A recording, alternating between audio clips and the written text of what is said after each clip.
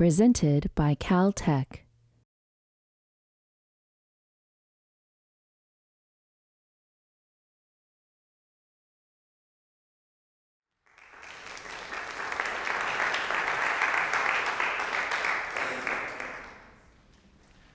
I started becoming involved with scientific research during high school, doing a 2 summers long lab at the University of Hawaii. I was working on this plant virus that was able to integrate itself into taro's genome, and I was just characterizing to what extent has this been done in different taro varieties. I became very fond of this research experience, but for really weird reasons you would not expect. There's definitely one machine, one defining character in my lab that I have to introduce, and it's a machine that goes by a name suitable for its violent ways. The murderous bead beater. Yes, we did beat up stuff with this bead beater, using 2 small metal balls, except the stuff was plant tissue, so we could extract the plant's RNA.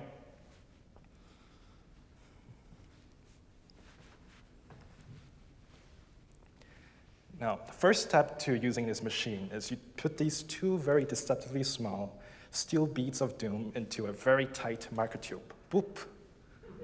And then, along with its victim, the plant tissue, of course, then comes the execution of the machine. And the bead beater, an angry deity, would violently shake these beads in the microtubes, and the loud, grating noise it produces from just the beads slamming against the walls of microtubes, to call it unpleasant 2 minutes would be an understatement. Now try to imagine me being like an awkward high school student in a university lab with researchers in other labs looking at me, giving me weird looks. Are you supposed to be here? The playground is that way, honey. And I have to walk in a silent lab with graduate students, concentrating and working, and I have to turn on this machine that makes this ridiculous noise. The first time I was ordered to wake the sleeping beast, I remember very nervously walking into the center of the room, a very, very unfortunate location for this reincarnation of the devil to be placed. And then I would think to myself, oh God, do I have to do this? I would nervously look around, make a forced smile if I make eye contact before closing my eyes and take a big, deep breath and flipping the switch that runs the machine. As the machine runs, I'll just stare at the timer while whispering to myself, oh God, don't hate me. 120, 119, 118, counting down until the last 10 seconds when the disrupted piece in the lab finally returns from the halt of the machine.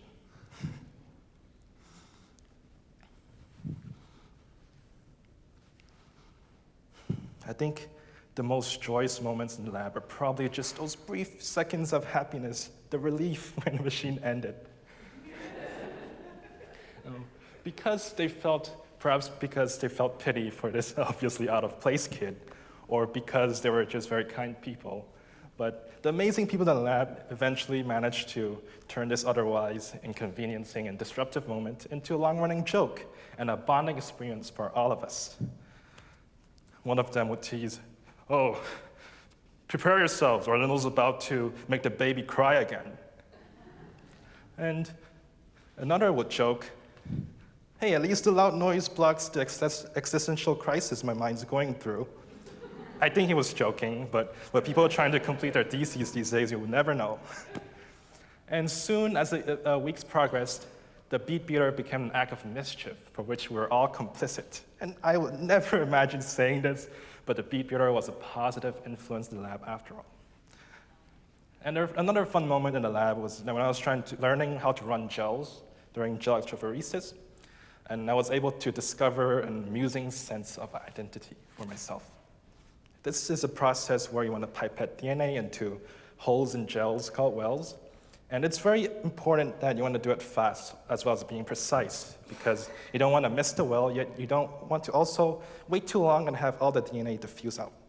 Therefore, having a very firm grip, the way you hold your pipette is very important and be able to achieve that.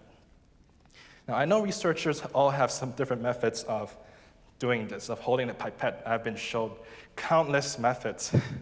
Some of them prefer to rest them on they curl their fingers and rest the pipette here. Some like to use their knuckles. Or if you're very confident, you want to show off, just go ahead, whoop, whoop.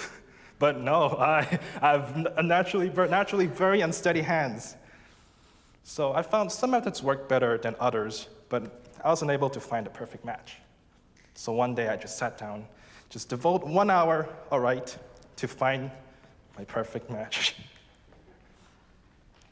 As I went through, I found that what worked best for me was actually when I used both my hands and held the pipette top with my 2 thumbs to stabilize it, almost as in a prayer not to mess up.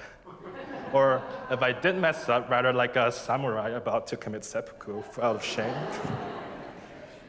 No.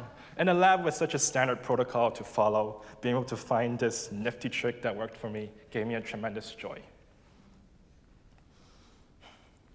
Upon reflection, in those 2 short yet frantic summers of research, I have managed to both pacify a monster and 2, discover my own original sword technique. And I thought to myself then, I guess I could see myself doing this in the future.